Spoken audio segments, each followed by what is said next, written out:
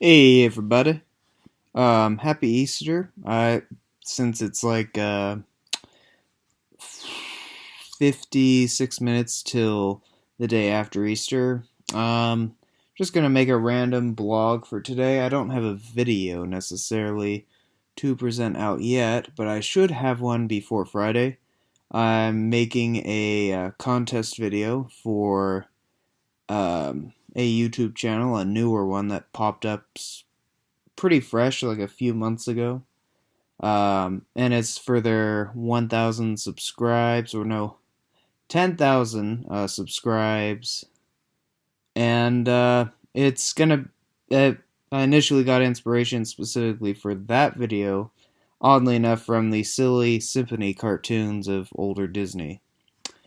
Now, we'll veer off point though. And earlier today, probably at starting like 6:50 today, was the showing of Dumbo at our local theater in what we would call Jess Ranch. It's in the same town, but like it's just the fancy part of the town where the nice theater's at. We saw Dumbo for Easter today, and you ever kind of get the feeling of watching something fake? Like artificial. So for example, you can read something, a piece of fiction, and be absorbed in the world and love it, or you could be absorbed in a piece of fiction um, and think this is completely forced, artificially forced, and couldn't exist. That's in part how Dumbo felt.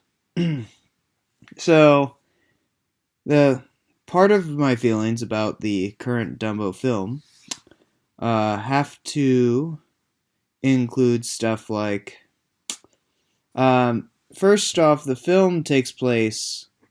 If you were paying attention in the film, it apparently said 1918 on one of the title cards. But I heard Spanish influenza, or I heard the influenza in the film as a reference to a certain dead mom character. Sorry, there will probably be some spoilers in this. I should have said that earlier, but a certain dead mom character that's faceless and never pops up in the film, but is referenced once or twice in the first half or third of the film, a little bit more than other areas, as is the film. But this dead mom character died of influenza, as well as apparently half the circus, or a good chunk of the circus. Um, for the sake of simplicity, I'm gonna call them the Ringley brothers. They weren't called that in the film, but it's just the classic name for the biggest of circuses. So this film takes place around 1918, 1919, around that time. So we're not in the roaring 20s yet, apparently. And that's just generally the time period. So, yes, you would have the type of circus from the original cartoon where you have your loading port in one chunk of the country, load up what you're going to use for the season onto the train, and shuffle it out to the rest of the country, where people would go to the circus because it was the only form of entertainment in the countryside that they would have access to. Um, so the circus was well and thriving, especially by 1918, 1919. And one of the statements posted in this first, well, at the end of this first chunk of the film, the first third, was the fact that the circus is dying. One of the the new main character slash villain of the film, later to be the villain of the film, said, "The circus is dying. Come be my partner at this amusement park, wherever the heck it is." It was like a mixture of what is Universal Studios, Backlot, and Disneyland. Kind of a mix of the two, but with a more circusy feel. This is a Tim Burton film, by the way, so there's a lot of images and imagery in the film. that basically is very like um, it's very grandiose. It's very grandiose imagery, especially by the second half of the film. The first half is grandiose, but to a minimal point. And so the disconnect, one of the biggest disconnects, is going from getting mentally in your mind the idea that, oh, this film takes place in 1918, 1919, end of World War One, when the influenza just wiped out half the circus a few months ago or a year ago or something like that.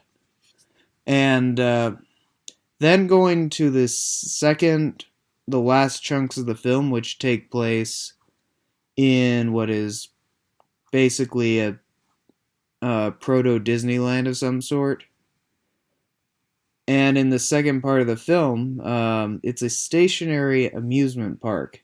It has roller coasters, cotton candy, a Ferris wheel.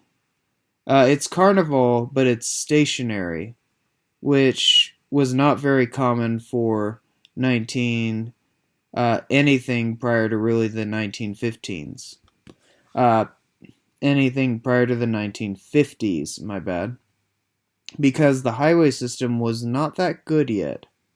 And most people were not casually driving across the country just to go visit amusement parks.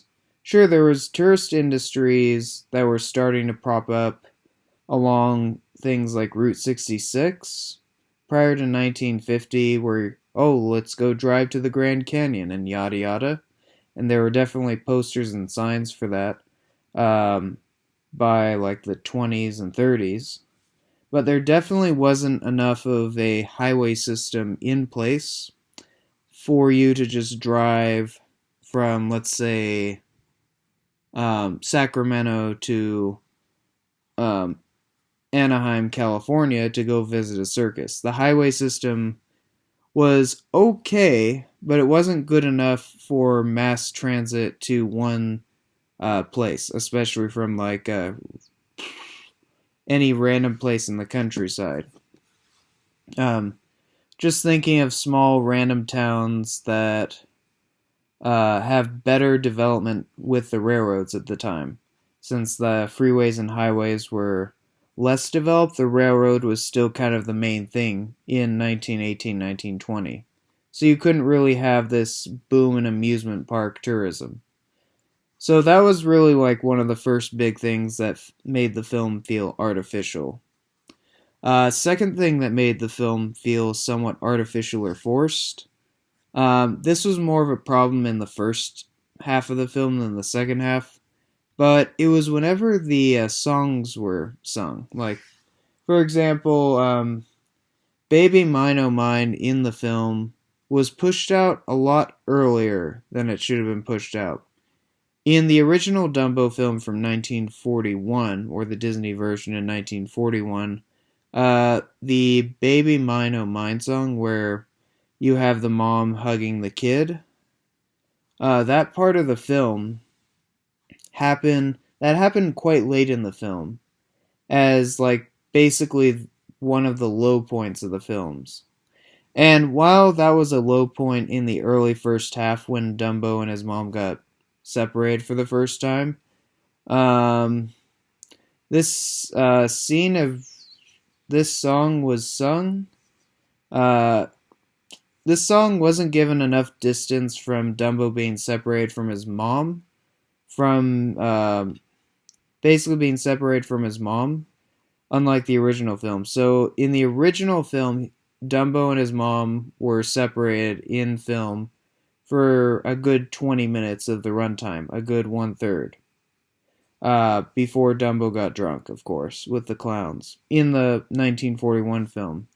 In the 2019 film, immediately, like 5 minutes away from when Dumbo and his mom get separated, because Dumbo's mom is quote-unquote a mad elephant, is when you hear the modern rendition of that song, Baby Mine Oh Mine.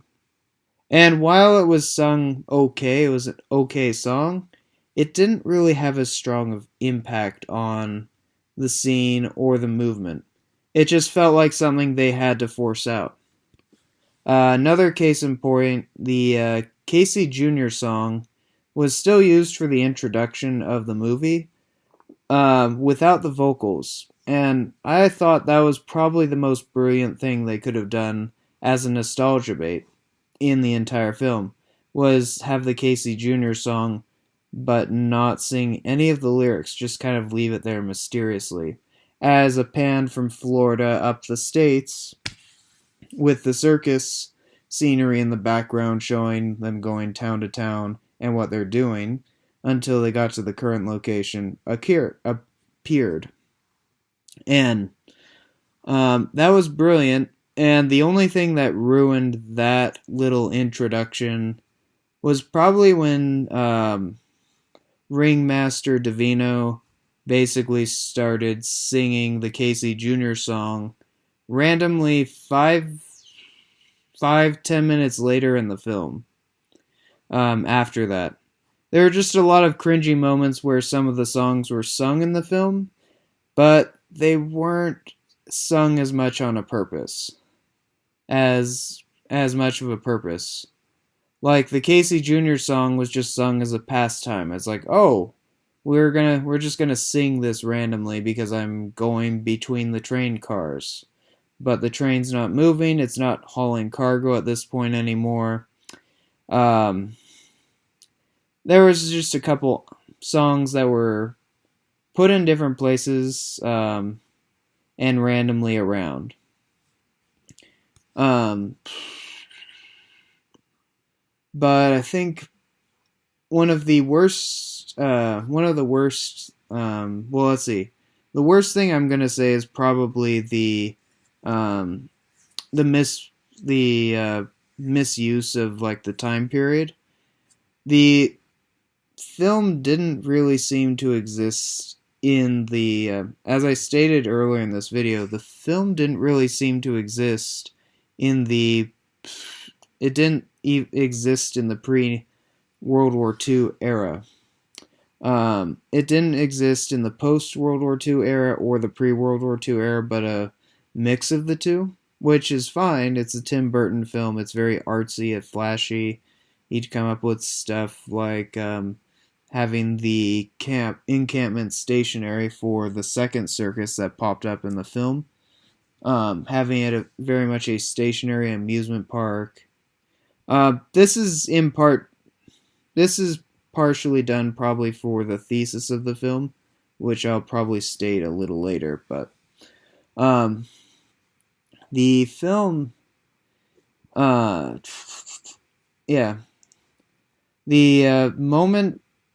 reason why the timeline was so bad was leaving the circus of 1918 when circuses were thriving and saying the circus is dying to going straight to an amusement park that would have been a very experimental thing when Disneyland popped up in the 50s, and saying this is the future of amusement and entertainment, was very much a thing of disbelief. Some of the actions that characters take, like the kid characters and how they act and everything, is very much more contemporary than it is of the time. Of course, this is a complaint of me looking as a kind of history major and also hearing about how people have basically lived during that time and how you would have been expected to do things a certain way during that time, even from like parents and grandparents, and listening to how they grew up. The kids, especially like the girl, was more book smart than street smart, a little more than she should have been, for the circus atmosphere. That's all I have to say about that one. The kids also just didn't feel like they had any initiative except saving Dumbo throughout the whole film. And the thesis of the film, let me state it now, is mostly based around an anti-captivity thesis where it's better to let the animals free. It's a good thesis message, generally speaking, um, and it's actually strongly portrayed in the first act and the second act of the film, but it weakens the second act of the film. Because in order for that thesis to work in the second part of the film, the the new villain they invented in the film had to act like a Saturday morning cartoon character by the end of the film, uh, just to just to justify the message. So it kind of weakened the message when put in that context. Anyway, this video is running a little bit on the long side. Happy Easter, and it's a little bit of rambling, but have yourself a wonderful night. There's a little bit of moon outside, and I hope you guys will enjoy the day after Easter.